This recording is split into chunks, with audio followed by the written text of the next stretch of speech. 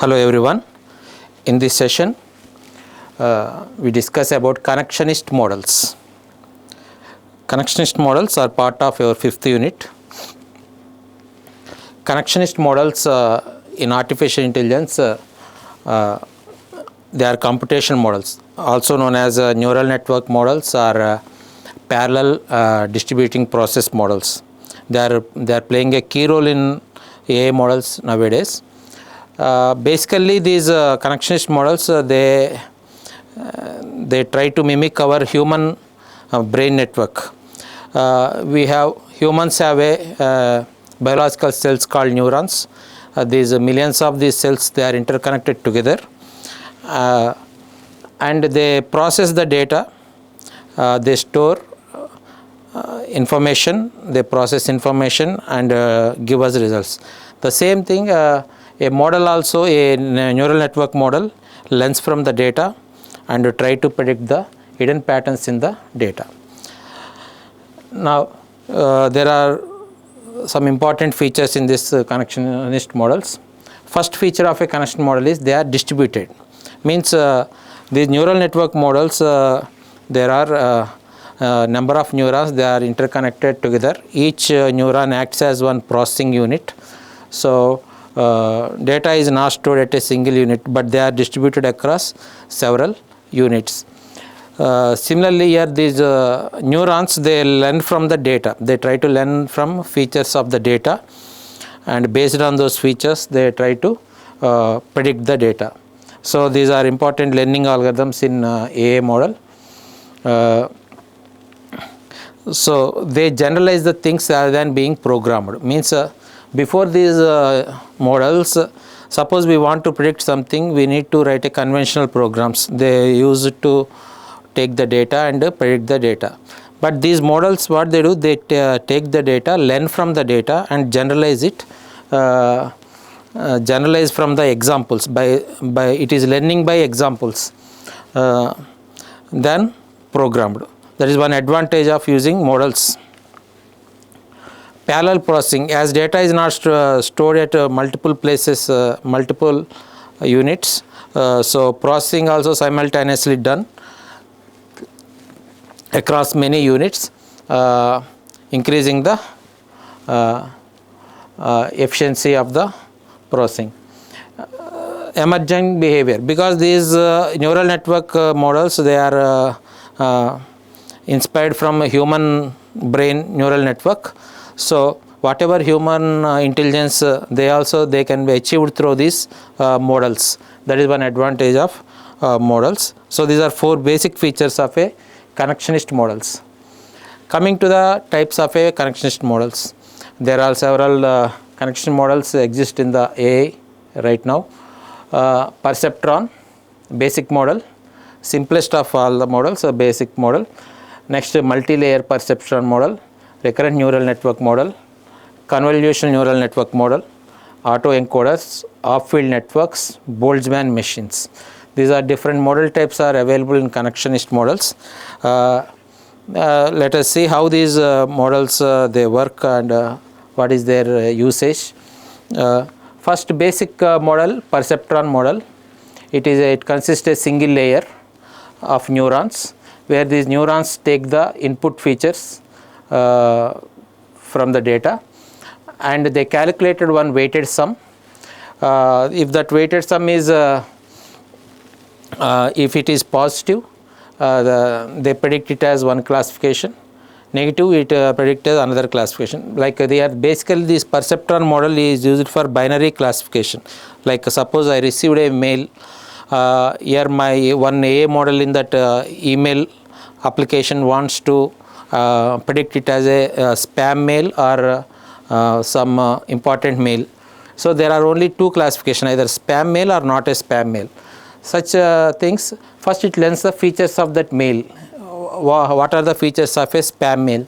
If those features with weights it matches, a weighted sum is something like, suppose I decided that threshold is 1.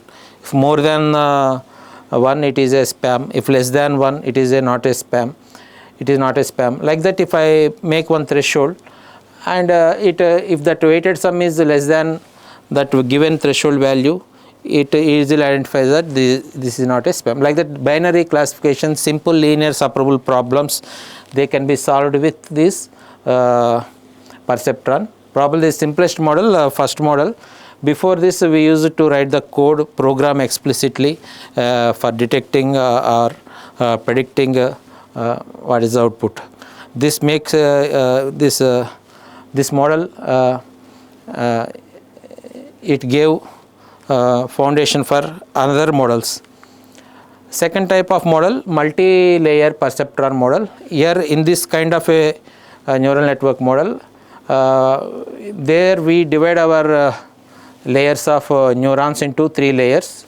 There is one input layer that is exposed to environment, means whatever the features of the data, environment data, the environment and features of data, they are taken as input layer, and internal process is done in hidden layers, and actual prediction or output is given in output layer.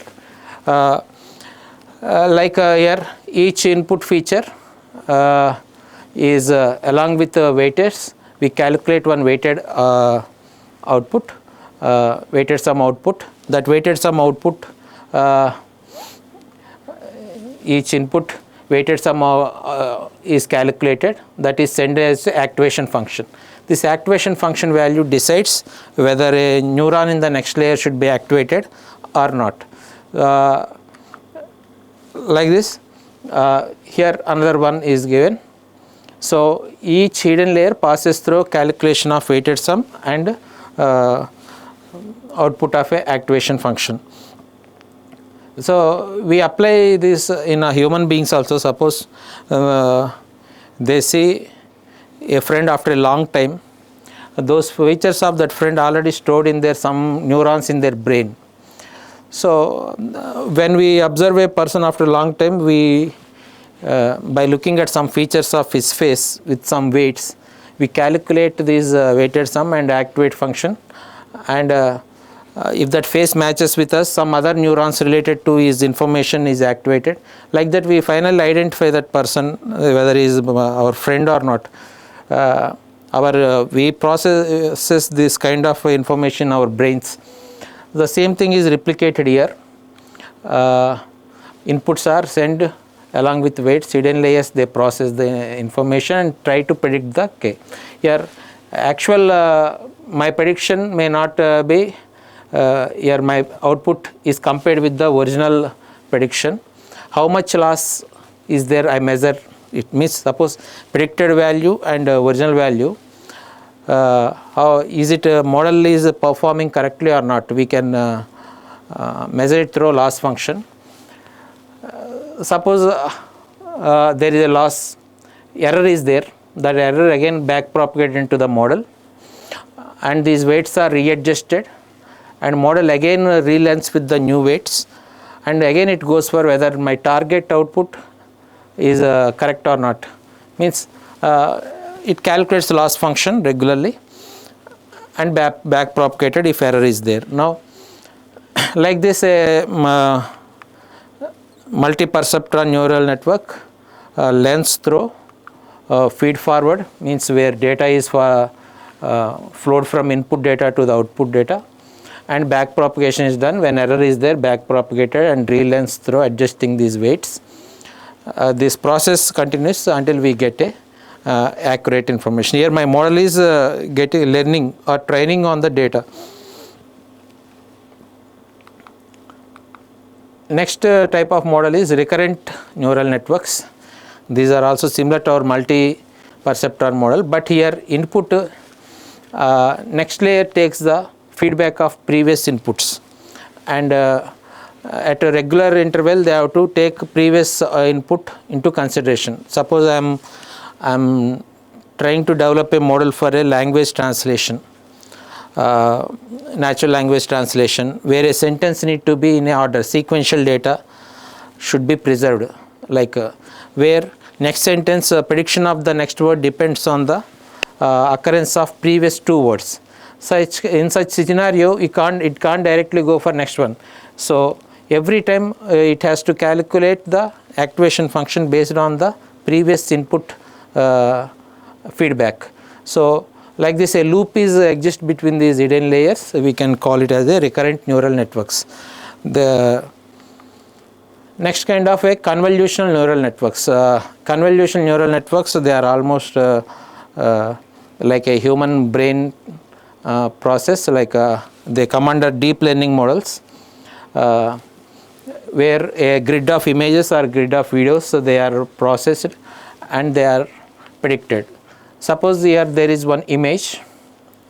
This image I want to predict as image prediction. I want to predict whether this image belongs to Donald category, Goofy or Tweety. Which one this image belongs to, I want to predict. So first I take the image, then I apply a filter on each feature of this image. So in convolution phase, I am learning featured maps. Means what I suppose in this one, yellow color is one feature, white color is one feature, black color is feature, this red color is feature. Each feature of this image is convoluted. Here convolution, they are captured, and the important features, they are again they are calculated, and a pool of important features are pulled. Again on this convolution applied and pulled.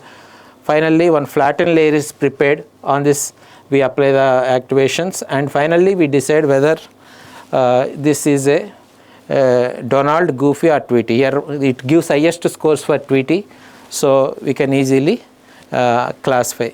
So convolution neural networks are very popular in image classification and image recognition. So CNN, there are many variations of CNN. We go through one by one. Next type is another autoencoders. Autoencoders, they compress the input data into smaller features, then decodes and rebuilds original data from the compressed form.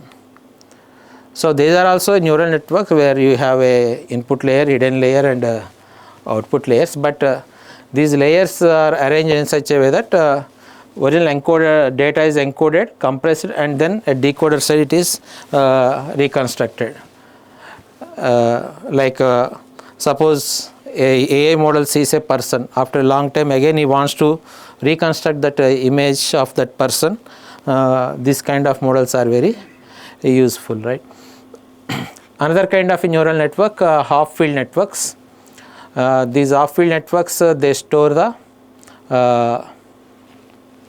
they have a capability of storage and recall. In previous models like multi-layer perceptron, recurrent neural networks and other convolution network, they don't have a capacity of storage, means recall. This half-field networks at each node, along with this data means here, see, in previous models data flows from input layer to output layer. There is no way of storing this data, means next time these neurons, suppose again they come across the same features, there is no way to recollect those things. So these half-field networks use this feature of storage, recollection and error correction while learning the data.